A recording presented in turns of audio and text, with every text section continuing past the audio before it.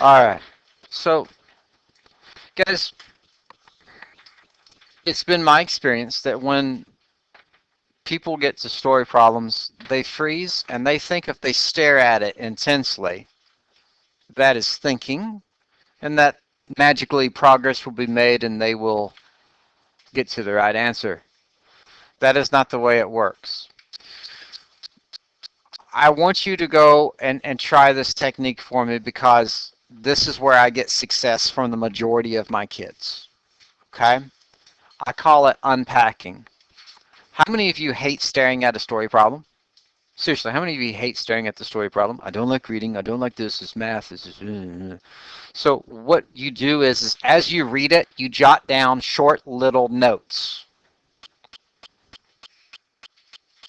Now, as you get done reading it, you jot down short little notes so that way you can look at your notes instead of the story problem. How's that sound? It also does something in your brain where it actually causes your brain to actually engage, because in order for you to take notes, you actually have to read what's on there and then put that down on your paper. It gets your brain into first gear. Most of the time when you sit there and stare at the story problem, it's just spinning in neutral.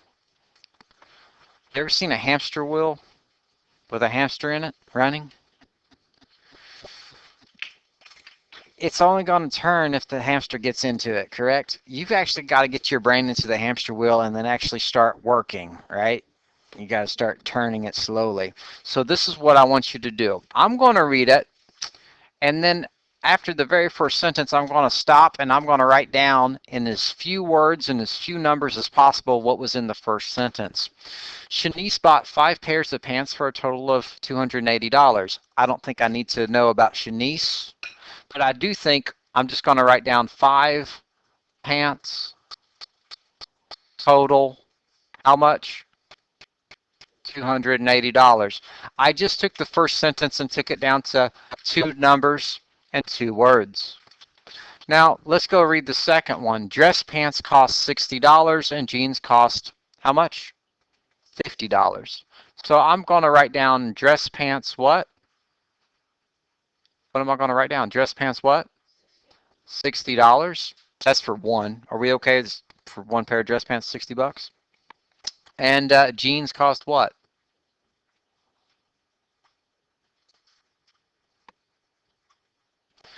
Now, what I've done here is I've taken the first 2 sentences and I've flipped it down in note form.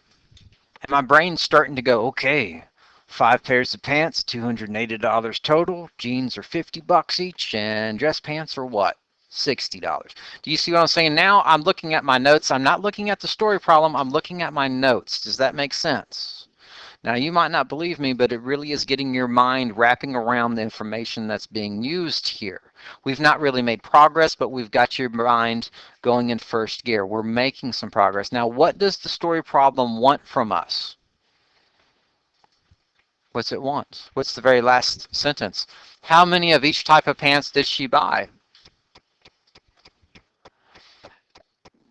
We have to find not just one thing. We got to find how many things? 2 things. How many of each type of pants? What type of pants do we have there? Jeans. So don't we want to find the number of jeans? Right? How about we say the number of dress pants? We talked about dress pants first. See how dress pants went first? So number of dress pants, put that right underneath the defined variable. And then number of what? Jeans. That's what we want, yes or no? Now, since I don't know how many number of dress pants and I don't know how many number of jeans that Shanice bought, let's just give it a letter. Oh, I know. X will equal the number of dress pants, and what can be the other letter that's different from dress pants? Y can represent the number of jeans. And we're doing systems of equations, so if I could build 2 equations, could I graph the 2 equations and be able to solve this? Yeah. If I built 2 equations, could I use substitution method to go and solve this? Yeah. And there's also a third way, elimination method, which you don't know yet. And that's the reason for today's lesson. I'm not interested in having you solve this. I just want you to set up the equations. The first thing I want to tell you is it's probably not going to be slope-intercept for a lot of them. Sometimes it is, but in this type of scenario, it seems like most of the time it's not. It's going to be good old standard form. And we're looking at this information, and we have to use an x and a y for both equations, usually. And we're going to use some of these numbers, not all of them, but some of them. Then we're going to come back and use the other numbers we didn't use with the x and y again. So, as a result, does anybody know one equation that we could build? I'm always amazed. Every single year, first period, they got the equation that was just said to me just moments ago. This is the hardest one. He said, what about this one? 60x. What is $60 with? Dress pants? Which letter is dress pants? X. So he said, like, hey, 60x plus, how much did each pair of jeans cost? 50. What was my number of jeans that I bought? 50y would equal a total of $280. Now, what's happening here is that this is an abstract building of it, but let's play this out. How could this work? Is it possible that Shanice bought one pair of dress pants? Is it possible? And then bought some jeans to kind of supplement. Is it possible? We don't know really about the money and stuff, but if she bought one pair of dress pants, how much money was it? $60. How much money would two pairs of dress pants cost? $120. Three pairs. How much would three pairs cost? So does everybody see that literally all we're doing is we're shoving in the number of dress pants cost, the number of dress pants bought and timesing it by the price. So if I bought three pairs, how much money would that be? $180. Well, how could I get another $100 to get it over to 280? Two pairs of jeans would be what? $100. 180 plus 100 equals 280. The 280 is the total of your jeans and your dress pants combined. And I think it's kind of cool where you can actually go and look at that and go, huh. So you're saying that as I looked at my notes, 50 jeans, 50, what's jeans represented with? Y, 50Y. See that right there? 60 dress pants. What's this? 60 what? X. And what's the total? The total. Do you see how you can start to look at your notes and kind of chicken scratch your way into it? Now, you probably came up to it totally different, you know? But I'm trying to say, look at your notes. It's kind of helping you be able to pick out some information. Now, the interesting thing that I find every year, though, is that people usually gravitate towards this very difficult 60x plus 50y equals 280 equation setup. When you've never seen this before, that's a very difficult setup. And so what happens is now your brain is looking for something just as difficult. But there's something that is just so basic that we're overlooking. We need to come back for the second equation. Remember, this is a system. We need to come back for the second equation.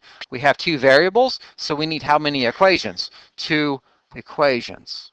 That way we can have two lines that graph, and where they cross, that will get us the two answers for the two variables, the x and the y.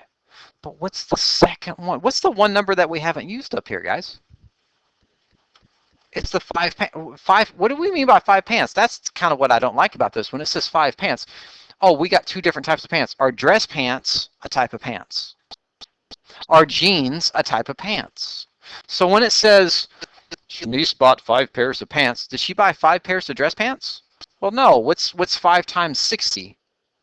$300. So she did not buy 5 pairs of dress pants, did she? In fact, I think we've pretty much stumbled upon the answer. Wouldn't it be like 3 dress pants and 2 jeans? Yeah. So, hey guys, how many total pairs of pants did she buy? 3 plus 2 was what? 5. Hey, does that work? 3 plus 2, wait a second. We're not supposed to know the 3 and 2 yet, are we? So, how about we just say x plus y, pants plus pants, different types of pants, right? Equals a total of how many? How many? 5 pairs of pants. And I think that's what's happening is people get so caught up on the money that then they kind of think like the 5 is just like extra information. And sometimes there is extra information. But there we go. We have it right there. Can you all take a look at this one? Totsuken. Don't you love that name? Totsuken. Bought 8 pairs of pants for $340. Dress pants cost $50. Jeans cost $40. How much of each type of pants did he buy? I don't care about how many he bought. What I care about is, can you unpack that problem and then try to build me one equation. Then we'll come back and we'll make sure you get the second one. So this is my unpacking at this point. 8 total pairs of pants bought, $340 total. Dress pants are $50 each. Jeans are $40 each. You have to come over here and do this. What do you want X to be, guys? It could be jeans. It could be dress pants. What do you want it to be? I like dress pants, and that's because I saw dress pants first, so I kind of latch onto that. But it is okay, but this is the reason that you actually have to take the time to tell me what your X and Y mean, okay? So this is the number of dress pants, and Y would be the number of jeans that Tosican bought. So here's my question. Who's got one equation for me? Who's got one? What do we got? 50x, because 50 times the number of dress pants, and x was dress pants, so that's why it's 50 times x, plus 40y, same thing with the jeans and the y there, equals, what'd you say it was? 340. That is perfect. That is a great equation. Who's got the last one? Yeah. X plus y would equal 8 pairs of jeans and dress pants total, right? 8 total pairs of pants was purchased. Now, if it's okay with you all, let's see here. What I would like to do is share with you how I would do this with substitution method, but I don't want you to be concerned with solving these story problems at all, because quite frankly, this is not lending itself to a substitution method. Do you see any letters in these two equations right here that is alone? Yes or no? No. So what you would have to do is you would come right down through here. See the x plus y equals 8? I made it y equals negative 1x plus 8. I'm minus 1x, I'm minus 1x. And then that y is equal to this big old thing. So wherever the y was, see that y circled there with the 40? I'll put it in parentheses, negative 1x plus 8. I distribute, got rid of the parentheses, combine like terms, 50x minus 40x is 10x. Then I had to do a two-step equation to solve. Minus 320, we get 10x equals 20. Divide by 10, we bought 2 pairs of dress pants. And then you would have to run that right back on up here. If I've got 2 for the x, look at this right here. If I've got 2 for the x, 2 plus what equals 8? It'd have to be what? 6. 2 pairs of dress pants, 6 pairs of jeans. Let's go see if the money works out. 2 times 50 is 100. What's 6 times 40? 240. 100 plus 240 equals 340. It really does work. Why am I not having you do this? Because we would never really use substitution method when you've got 2 standard form equations stacked up on top of each other. I get to show you a much easier way to solve this later. Okay, so tonight, can you just go through and get me my equations and unpack the problems to help you see it? All right, let's call it a day.